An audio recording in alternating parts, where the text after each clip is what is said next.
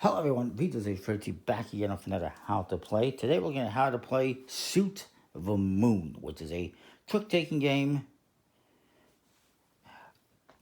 which is for ages 8 up 2 to 6 players. It's by Fundex. It's an older game, goes back to 2004, so almost 20 years ago. And it pays to be odd, it says, because in order to score points, get these little rocket chips, you have to win an odd number of tricks. So that is interesting. Now there are 4 suits. The red rockets, which is the trump suit, green moon crescents, purple stars, and blue full moons. And they're numbered 1 through 12. It is a smaller deck of cards with 52 cards. And each player is going to get 5 cards to start off with and 2 of these chips. In order to win, you have to accumulate 7 chips first. And I'll explain how you accumulate them. You also get these tip seats that explain stuff, such as the red rocket is always trump. You must follow suit that was led, unless you have a moon card, which will show you right away, or you don't have that suit.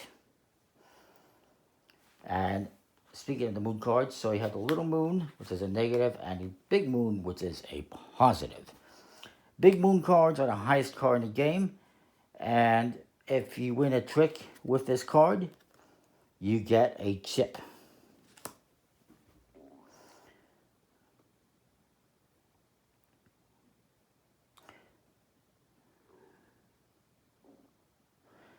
If you got the little moon, this is the lowest card, and it can never win a trick. And if you win a trick that has the little moon in it, then the player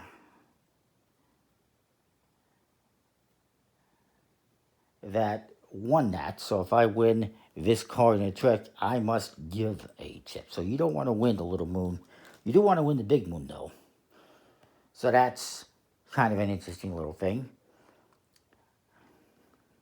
And again, you only score if you win an odd number of tricks.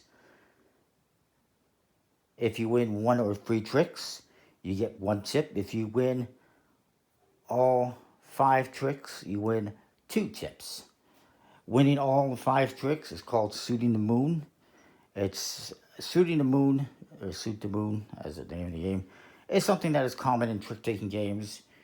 For instance, in hearts, you can suit the moon by winning every heart in the game, and I believe the Queen of Spades as well. And that avoids you getting penalized. In fact, I believe you...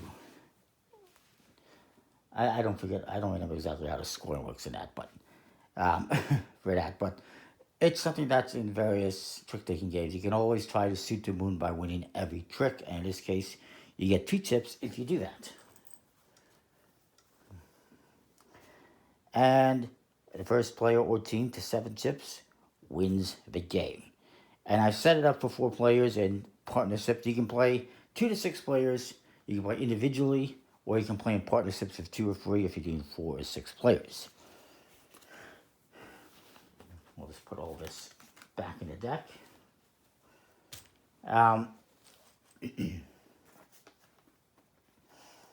I like that it's got definitions of everything related to trick-taking. And soon the moon. And basically, yeah, you score double if you suit the moon. So each player gets 2 chips and 5 cards to start off with. The rest of the deck is put aside. It's not used. I know some people dislike that because you can't count cards. You don't know exactly what other players have. Tough luck. That's just the way this game is. So the person to the left of the dealer will start by leading 1 card. Let's say I was the dealer. Let's say they play a green 7. Now other players must follow suit. They must play a green card if they have. If they do not, they can play another card. So this guy says, I don't have that. Um, he's going to play the red 7, which is the trump. This will automatically win the trick if nobody else has to play a trump. This guy's just going to play a lower card. Since he has to follow suit. You have to follow whichever card was played first. Green was played first. So he has to play green. And then it comes to me, and I also have to play green. And, well, technically I don't have to play green, if I recall correctly.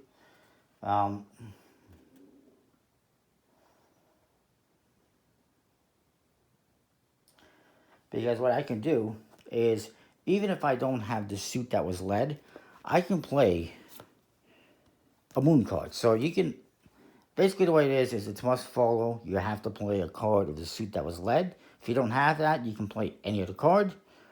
Or you can also play, even if you have a suit that was led, you can play one of the moon cards. And I played the little moon card. This guy's going to win the trick because he played a trump card, so that's the highest one. But because he won the little moon card, he loses a chip.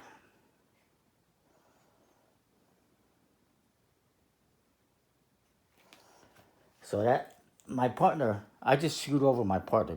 We're saying that's my partner. I just screwed over my partner because it cost him a chip, so that was kind of a foolish thing to do. But he gets to lead the next trick, so maybe he's going to play blue 10. He's going to try to make it up. This guy doesn't have a blue 10, so he's going to try to take that trick. And I will play a blue card. As well, this guy. And they win the trick with the trump. Trump always wins, or highest trump, if more than one trump is played. And they get the lead again. He's going to play green 10. I will play an 11. This guy plays a 5. And my partner doesn't have that, so he's just going to get rid of a low card. And I win that trick. And I will lead with a green. Well, actually, I can lead with this one. And I'll explain how that works. If you lead, and this is the highest card in the game, if you lead with a big moon or little moon, everyone else can just play whatever card they want.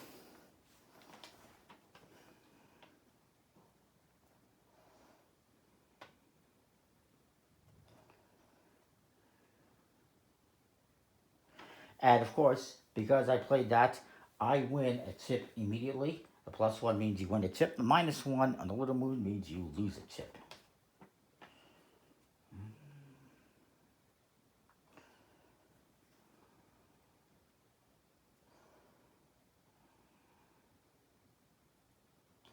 If you happen to win a trick that has both little moon cards in it, you lose 2 chips immediately. So that kind of sucks.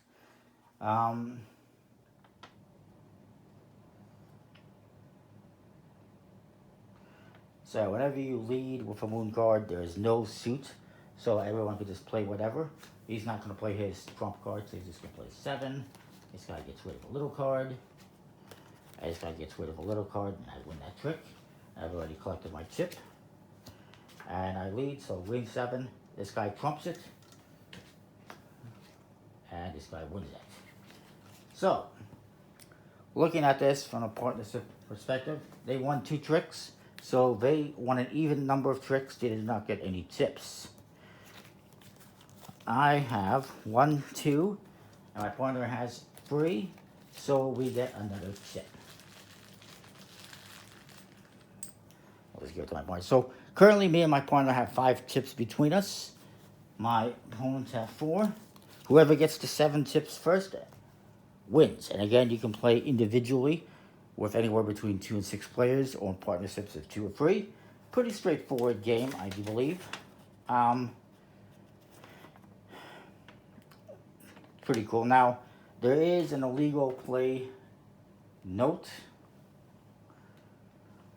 And that is if you fail to follow suit, and you could follow suit, that's an illegal play.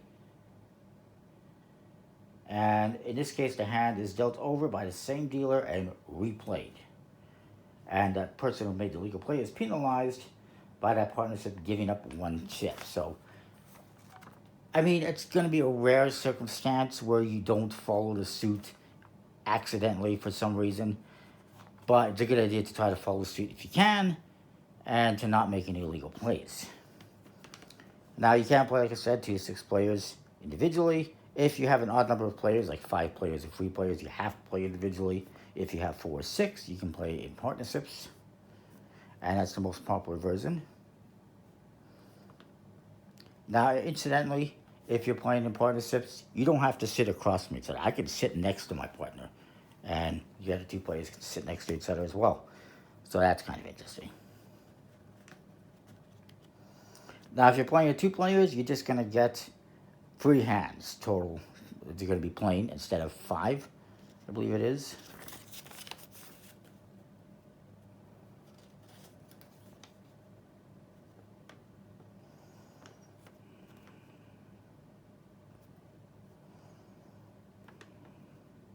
Yeah, I guess you're just playing 3 cards instead of 5 with 2 players. But anyways, and there will be, oh, okay, I get it. So if you're playing 2 players, you're actually going to be having a third hand, a dummy hand. So somebody's going to have to control the dummy hand. And that's kind of interesting, but we won't get into that. And basically, yeah, we won't worry about that. It's a pretty interesting game. Comment, like, subscribe, let me know what you think. This one's a little harder to find, but I did find it on eBay. And we'll see you next time for more. Thanks for watching.